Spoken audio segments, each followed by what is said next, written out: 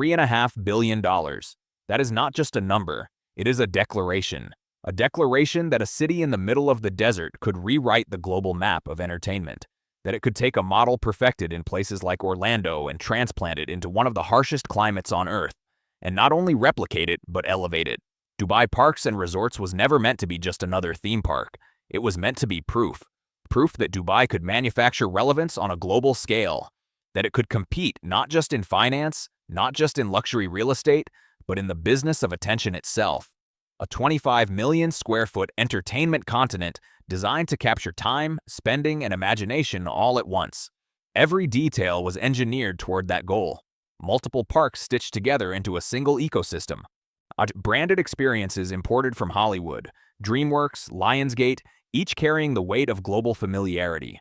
The Raj Mahal Theater, with 850 seats, positioned not just as a venue, but as a cultural signal. MotionGate, Riverland, Legoland, each element designed to extend the visitor journey, to keep people inside longer, spending more, returning again. This was not tourism, this was infrastructure for consumption. Because Dubai does not build slowly, it builds decisively. Where other cities test, iterate, and adapt, Dubai scales immediately. It commits capital up front, compressing decades of development into a few years. And when it works, the results are extraordinary. But that approach carries a hidden assumption. That scale will justify itself. That demand will rise to meet supply. And that the world will respond in the way the model predicts. And for a moment, it seemed like that assumption was correct. The early vision was bold enough to convince investors, planners, and policymakers that this was not just a project.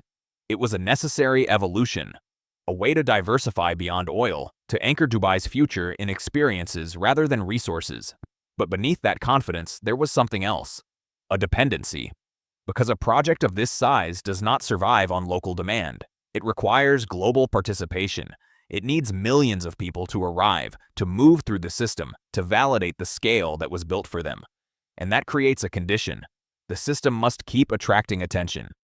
Continuously. Because without that attention, the scale that once looked impressive begins to look excessive. And that is where the risk begins. Not at the moment of failure, but at the moment when expectation exceeds reality. Because once you build at this level, there is no small adjustment, no quiet correction, only continuation or exposure. And the larger the ambition, the greater the consequences when that exposure finally arrives. In the years that followed, the system appeared to validate itself. Crowds arrived, parks filled. The model seemed to work. By 2019, Dubai Parks and Resorts welcomed approximately 2.6 million visitors in a single year. From the outside, this looked like confirmation, proof that the scale was justified, that the investment had found its audience, that Dubai had successfully extended its influence into yet another global industry. And for many, that moment defined the narrative. A new destination had been created. A new reason to visit Dubai. A place where families, tourists, and international travelers could experience something that felt both familiar and extraordinary at the same time. The atmosphere reinforced that belief. Voices from different languages blending together, lines forming at attractions, the movement of people from one zone to another, creating a sense of energy that made the entire complex feel alive. It wasn't just about rides or shows. It was about momentum, a constant flow of activity that suggested sustainability. But that is where the illusion begins, because early success is often misinterpreted. It feels like validation, but in many cases, it is simply curiosity. When something new appears, especially at this scale, it attracts attention automatically. People come not because they have decided it is essential, but because they want to see it for themselves. The first visit is driven by novelty, not necessity. And novelty has a limit. It does not repeat indefinitely. It fades. And when it fades, what remains is the true test of the system. Not how many people came once, but how many people return. Because sustainable demand is not built on curiosity. It is built on value. And value must be strong enough to compete with alternatives. To convince someone not just to visit, but to choose this experience over others again and again. That is where the distinction becomes critical. Because a crowded park does not necessarily mean a successful model. It may simply mean a new one. And newness always has a lifespan. The danger is that during that period, the system begins to scale further, expanding capacity, increasing expectations, locking itself into a trajectory based on early signals that may not represent long-term reality. And this is exactly what happened. The early years created confidence. Confidence led to expansion plans, additional projects, higher expectations. But underneath that expansion, something else was happening. The foundation was not strengthening, it was stabilizing temporarily, held up by attention that would not last forever. And when that attention began to fade, the difference between perception and reality started to appear, because the system was never tested under absence, only under presence. And the real test of any system is not how it performs when demand is high. It is how it responds when demand begins to decline. That is the moment when illusion separates from structure. And for Dubai parks and resorts, that moment was approaching. When the initial wave of attention begins to fade, what remains is not the marketing. It is the system itself. And this is where the deeper issues start to appear.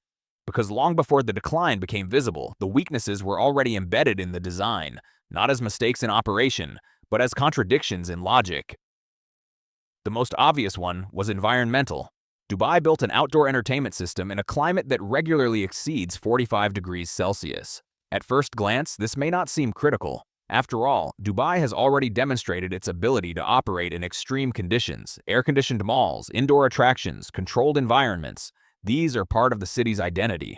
But Dubai parks and resorts did something different. It relied on movement. And visitors were expected to walk, to move between zones, to transition across open spaces that connected one experience to another. And that design created friction. Because under that level of heat, movement is not neutral. It becomes effort. It becomes resistance. Instead of extending the experience, it compresses it. Visitors spend less time moving, less time exploring, less time engaging, which means less spending, less satisfaction, and a lower likelihood of returning. This is not a minor inefficiency. It is a structural limitation, because it affects every visitor, every day, at every point of interaction. And unlike pricing or marketing, it cannot be easily adjusted. The environment does not change, which means the system must adapt to it. But here, the system was built as if the environment could be ignored. And that assumption carries consequences. The second flaw is geographic. Dubai Parks and Resorts is located in Jebel Ali, a significant distance from the city's main tourism hubs. This creates a barrier, not impossible to overcome, but enough to introduce friction into the decision. Visitors must plan. Travel time increases. Spontaneity decreases. And in tourism, convenience is critical. The easier something is to access, the more likely it is to be chosen. The harder it is, the more it must justify itself. And that leads to the third flaw: dependence. Approximately 70% of the expected demand was tied to international tourists. This means the system was not anchored locally. It was dependent on external flow. People who have options, people who can choose other destinations, people who are not obligated to return. And that creates instability, because external demand is volatile. It responds to global conditions, to perception, to competition. And when that demand shifts, the system has no internal base strong enough to compensate. These three elements, environment, location, and dependency, combine into a single outcome: mismatch. A mismatch between what the system requires to function and the conditions in which it operates. And that mismatch does not always appear immediately. It can remain hidden during periods of high demand, masked by volume, covered by attention. But once demand begins to normalize, once the system is no longer supported by novelty, those flaws become visible. And when they do not act independently. They amplify each other. Heat reduces movement. Distance reduces accessibility. Dependency increases vulnerability. But together, they create a system that is difficult to sustain. And this is where the critical realization emerges. The problem was never that the system stopped working. It is that it was never fully aligned to work in the first place. What looked like a temporary slowdown was actually the beginning of exposure. Even if a system survives environmental limits and structural inefficiencies, it still depends on something deeper: understanding people. Because entertainment, unlike infrastructure, is not just consumed. It is felt. It requires connection. And this is where one of the most revealing failures emerged: Bollywood parks. On paper, the idea seemed almost perfect. Dubai hosts one of the largest South Asian populations in the world, a community deeply connected to Indian cinema, music, and storytelling.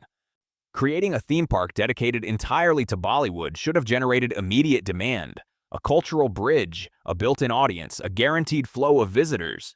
But the reality turned out to be very different. The problem was not the concept, it was the execution. Ticket prices reached around 300 AED, approximately $80 per person. For the target audience, working and middle-class South Asian residents, this was not entertainment.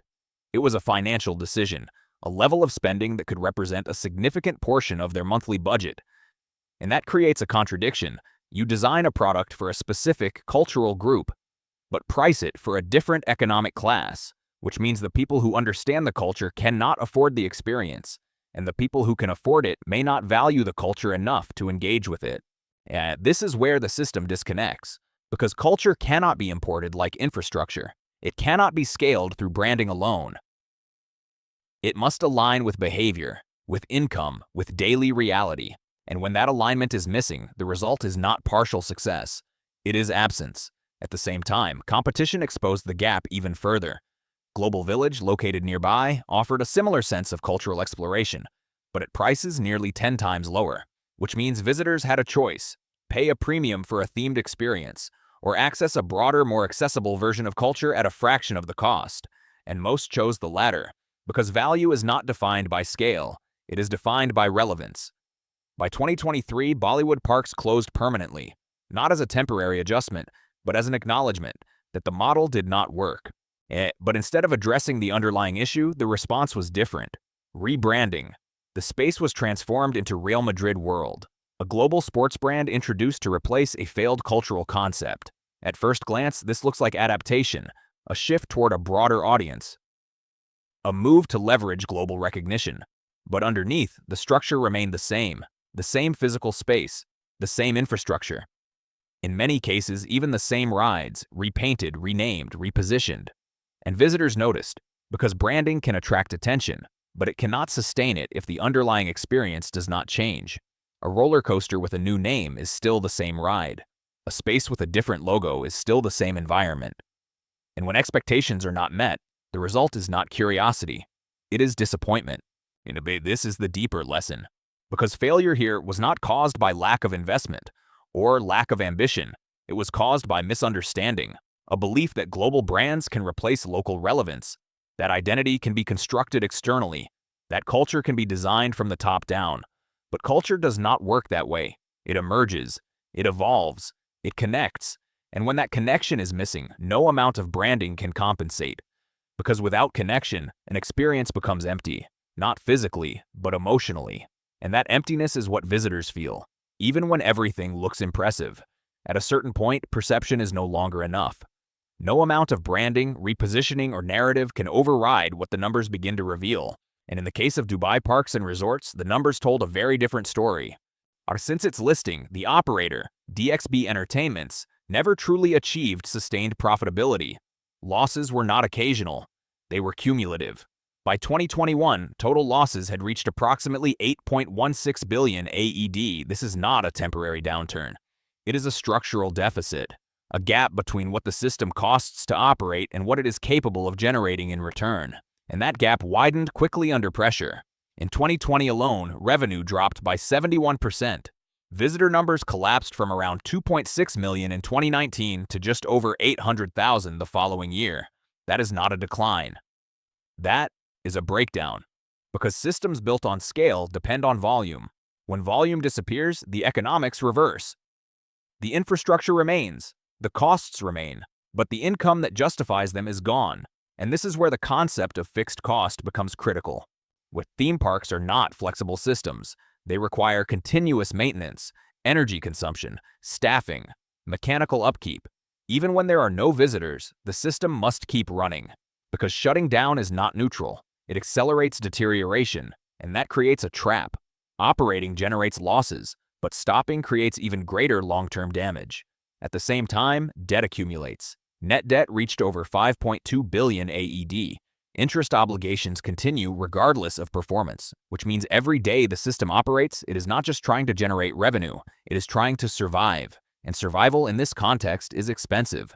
But perhaps the most revealing number is not revenue or debt. It is asset write-down. In a single fiscal year, approximately 1.7 billion AED in asset value was erased.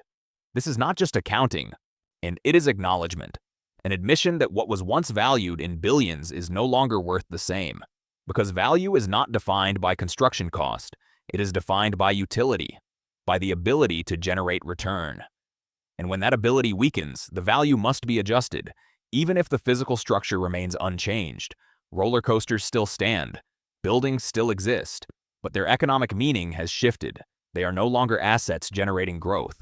They become liabilities requiring maintenance. And this is where the system transforms, from a growth engine into a financial burden, because every additional dollar invested no longer expands the system, it sustains it, temporarily. And that is not a sustainable model. It is a holding pattern, a delay, an attempt to maintain structure while the underlying logic has already changed.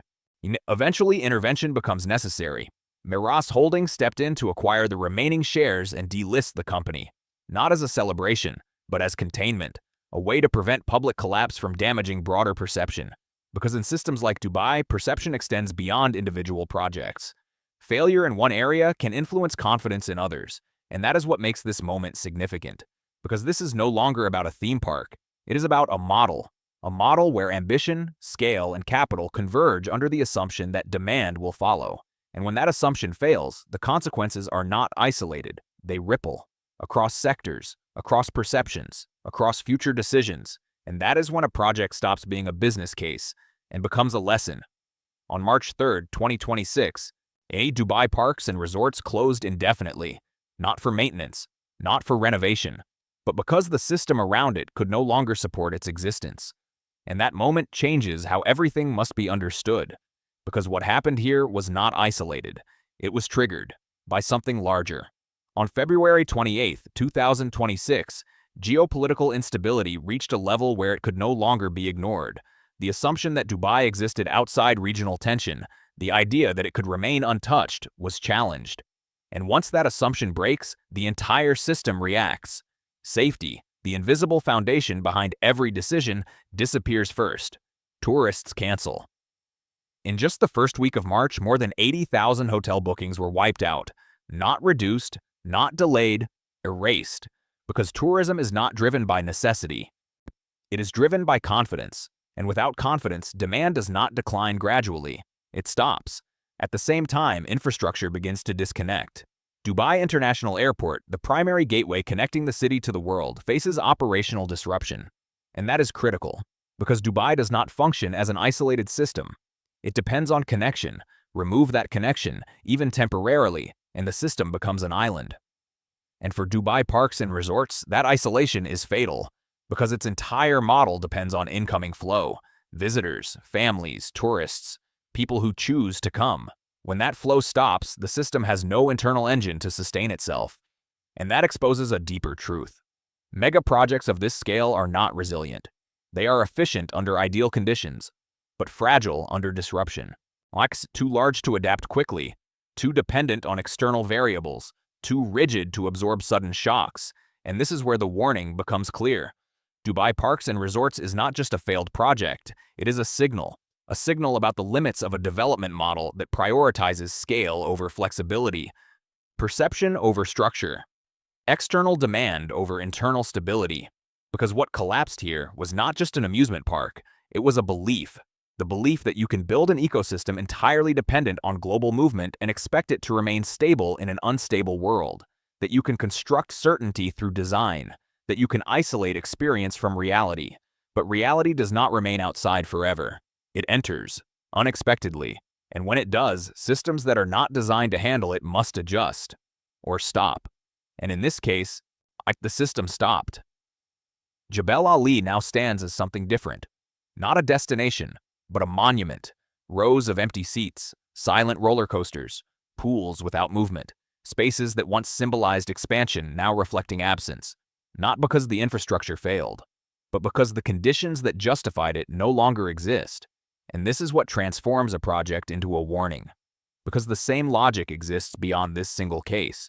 In other mega projects, in other cities, in other systems built on similar assumptions, that growth will continue. That demand will follow. That perception can sustain structure indefinitely. But what we are seeing here suggests something else. that every system built on external flow carries an inherent limit, and when that limit is reached, the transition is not gradual, it is abrupt. And Dubai will continue, its skyline will remain, its infrastructure will adapt, but the lesson remains. Because what happened at Dubai parks and resorts is not just about entertainment, it is about understanding the difference between building something impressive and building something sustainable. And in that difference lies the future.